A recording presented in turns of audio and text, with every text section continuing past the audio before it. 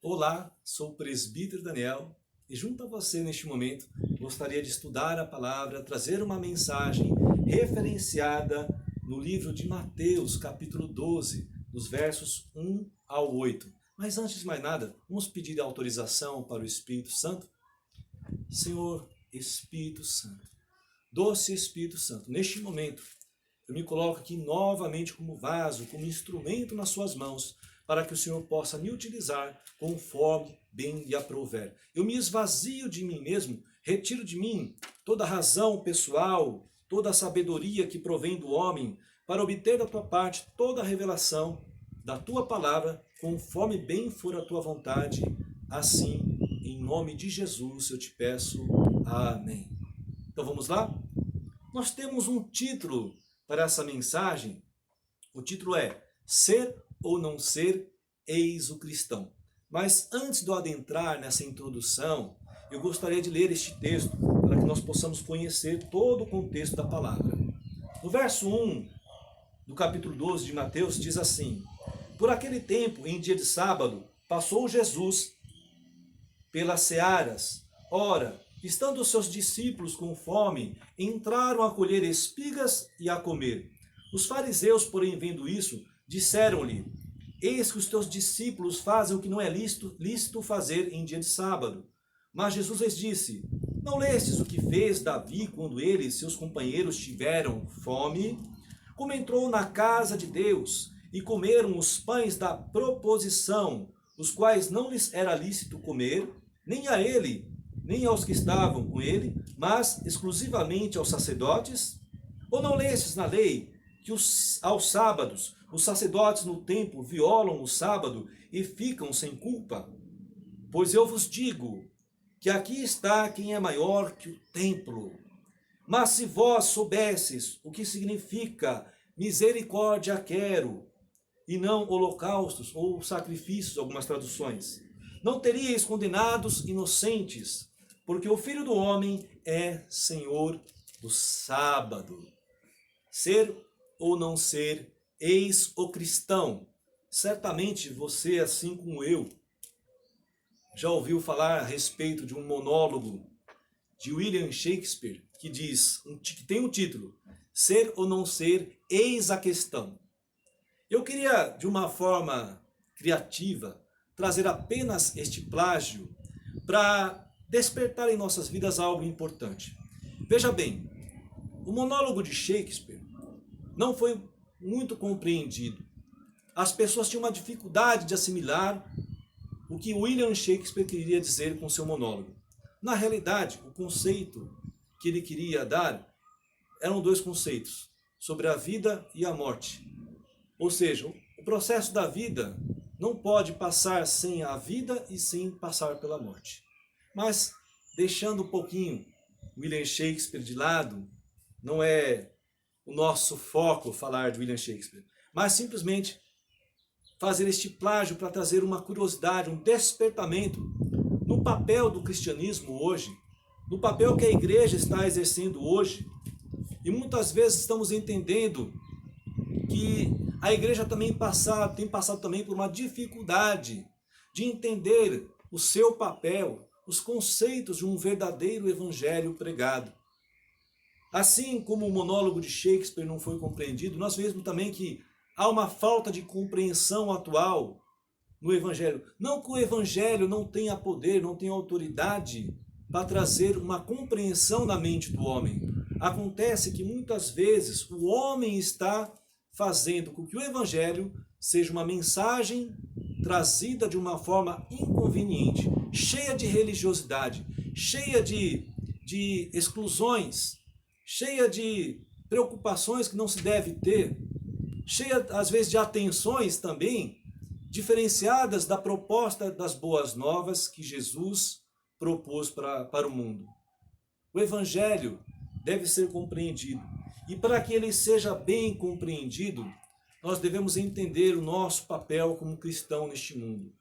Nós não devemos ser nem religiosos, mas também nós devemos entender que o evangelho ele está pautado na palavra e toda a revelação do Espírito Santo traz ao homem, sim, a condição de ser libertado de todo tipo de mal.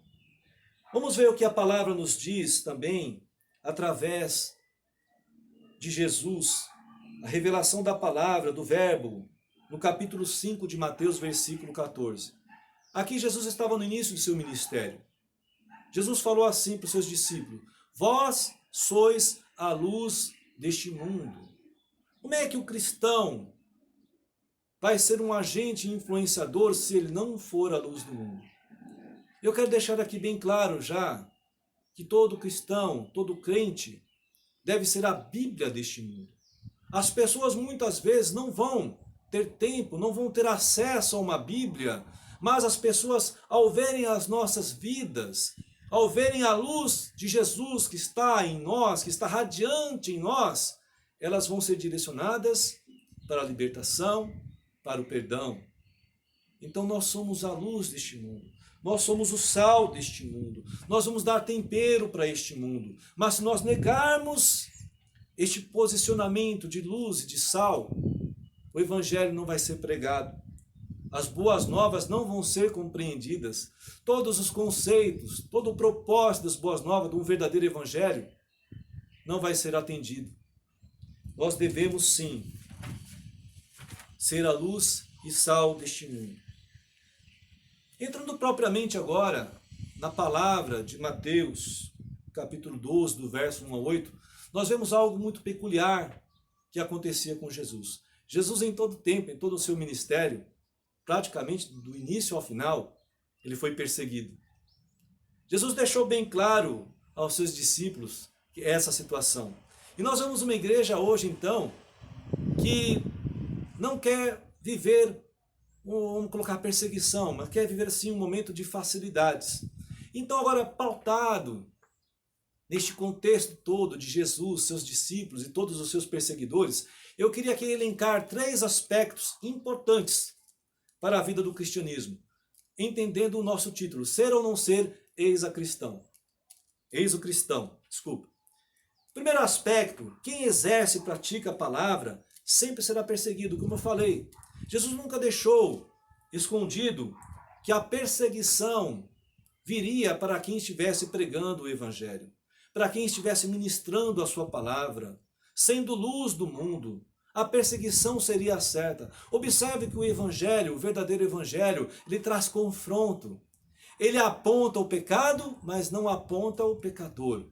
O pecador, quem aponta é Satanás. Mas o evangelho, ele aponta o pecado. O evangelho a todo momento diz a mim e a você: olha, as nossas escolhas definem quem nós somos e definem o nosso futuro. É isso que o evangelho tem que trazer para o mundo.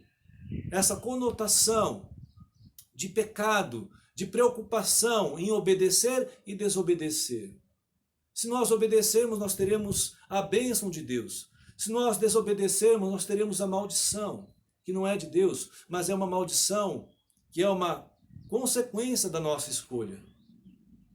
Então o nosso evangelho, o evangelho pregado, o evangelho genuíno, ele sempre trará perseguição. Nós vemos em Mateus 5:11, nas bem-aventuranças, Jesus dizendo isso. E quando nós fôssemos agentes influenciadores deste mundo, nós seríamos bem-aventurados mediante a perseguição. Então, se você quer ser bem-aventurado, você vai ter que ser perseguido. Se você quiser ver essa palavra de Jesus das bem-aventuranças, você quer ser bem-aventurado, observe se você está sendo perseguido ou não. É uma condição. Nós vemos também Jesus dizendo, em Mateus 10, do versículo 19 ao 22, aos seus discípulos, que nós seríamos perseguidos, nós seríamos presos, nós seríamos odiados. E aqui eu queria trazer 2 reflexões muito importantes sobre este texto que o Espírito Santo me trouxe. Ao nós sermos perseguidos, odiados e presos, quem está falando por nós? Jesus deixou bem claro aos seus discípulos que ao nós sermos perseguidos e presos, nós não deveríamos nos preocupar com aquilo que nós deveríamos falar, porque o Espírito Santo nos direcionaria toda a verdade, nos daria o consolo, a paz, e toda a palavra seria dirigida pelo Espírito Santo. Então, neste momento eu faço uma reflexão, a primeira reflexão: O evangelho que você está pregando está trazendo algum tipo de perseguição? Se não estiver, meu irmão, nós precisamos reavaliar a nossa condição. Porque o evangelho de confronto, o evangelho que aponta o pecado e não aponta o pecador, ele traz consigo uma inquietação no mundo. As pessoas querem viver próximas ao pecado, vivendo na iniquidade. Mas quando nós falamos, você precisa mudar, você precisa de uma nova vida, você deixa as pessoas inquietas, você confronta as pessoas. E aí traz a perseguição. Se nós estivermos vivendo o evangelho sem perseguição, nós devemos refletir. Outra coisa, outro fato importante. Quando nós somos perseguidos e odiados, quem está falando por nós? É o Espírito Santo ou é a nossa carne? Se for o Espírito Santo, Deus seja louvado por isso. Glória a Deus por isso. Mas se for a nossa carne, nós devemos também mudar a nossa postura. Porque muitas vezes, uma palavra dita de forma erradamente, colocada de forma incorreta, vai afastar o incrédulo do Evangelho. E nós não devemos esquecer que nós somos a Bíblia deste mundo. Segundo aspecto, quem exerce e pratica a obra precisa conhecer a palavra. Nós vivemos uma geração que não quer conhecer a palavra, uma geração que não tem contato com a revelação da palavra, que não quer pagar um preço de ler a palavra. E nós vemos que Jesus, quando foi contestado pelos fariseus, enfaticamente, ele utilizou a mesma palavra, ele levou a respeito de uma situação onde Davi e seus homens estavam na frente do sacerdote Aimeleque, onde eles estavam com necessidade de alimentação. Aimeleque era o sacerdote, Aimeleque sabia muito bem do que a lei declarava, mas Aimeleque naquele momento colocou apenas uma condição de santificação para que Davi e seus homens não pudessem alimentar dos únicos pães que ele tinha, que eram pães da proposição, pães que tinham um tempo para ficar ali oferecido, pães que poderiam ser consumidos somente pelos sacerdotes. Mas a única condição de Aimeleque foi santificação. E veja bem que Aimeleque, como sacerdote, ele entendeu a responsabilidade que ele tinha para autorizar. E foi exatamente aí que Jesus pegou os fariseus, quando ele falou, olha, veja bem, a responsabilidade do sacerdócio é maior que a autoridade da lei. Observe que toda outorga, toda autorização de lei, toda autoridade está mediante primeiro a uma responsabilidade. Quem tem autoridade tem a responsabilidade. Jesus tem a responsabilidade, por isso ele nos outorgou toda a autoridade na terra. É isso que Jesus estava falando para os fariseus. É isso que ele estava falando. E como nós podemos entender então que a lei que aponta ao pecado poderia apontar quem nunca pecou? Não tinha uma lei apontar o pecado, porque Jesus não tinha pecado. Então ele estava acima da autoridade da lei. Terceiro aspecto, quem exerce e pratica a obra precisa entender a sua missão. Nós estamos vivendo uma geração que não entende a sua missão, uma geração que está vagando, está vivendo à deriva em alto mar. Uma geração que diz que é cristã, mas que não entende o seu papel no mundo. Uma geração que não entende que é a Bíblia deste mundo. E Jesus sabia muito bem quem ele era e seu papel. O plano de salvação que tinha sobre ele.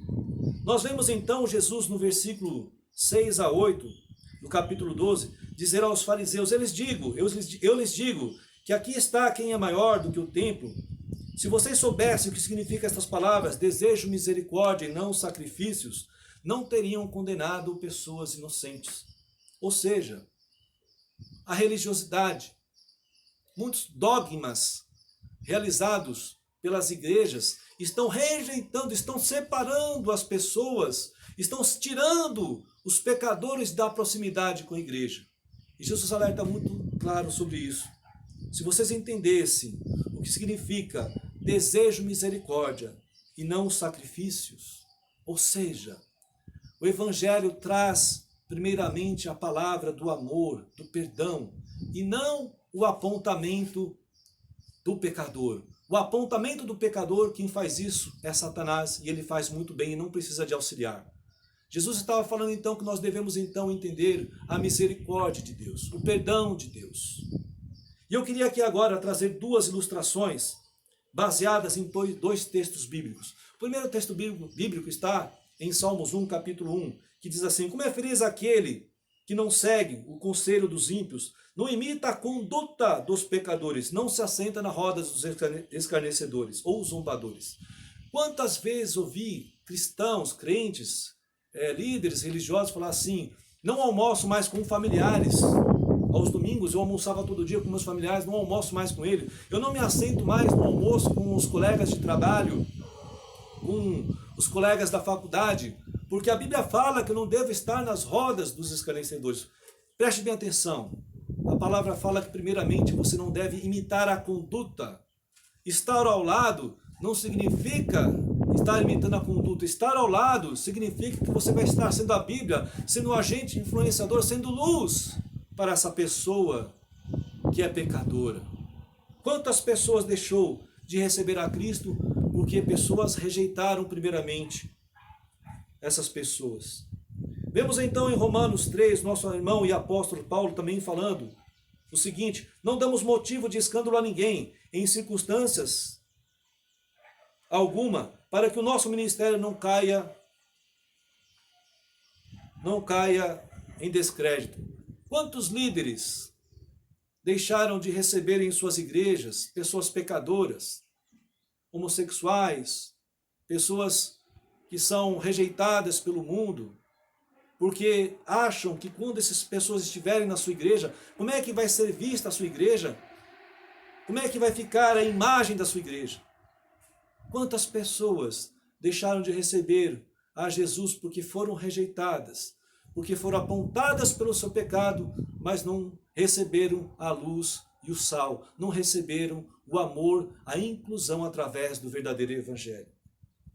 Creio piamente, irmãos, concluindo, que o nosso cristianismo, esse cristianismo moderno, precisa passar por uma reforma espiritual.